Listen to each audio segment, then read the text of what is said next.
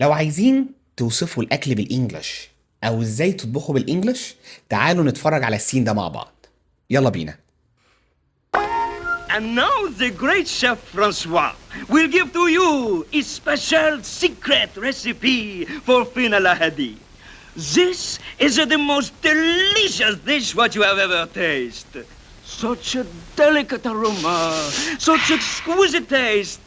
It will melt your mouth. Are you ready? Into a pot of boiling water, put 2 carrots, 2 onions, a string bean, a paprika, 2 eggs, a pinch of parsley, a dash of pepper. And the last and the most important thing, 1 small fresh fish. طبعا زي ما شفنا هنا هو بدأ أول حاجة قال a secret recipe. كلمة recipe معناها وصفة أكل، وكلمة recipe من الكلمات اللي بتنتهي بفاينل اي، بس الاي هنا بتتنطق. وانا اعمل لكم فيديو كده تاني ان شاء الله في شوية كلمات بتنتهي باي والاي دي بتتنطق، عشان كده النطق بتاعها بيكون مختلف. المهم بعد كده اتكلم في two grammatical rules. قال ايه؟ قال the most delicious dish you've ever tasted.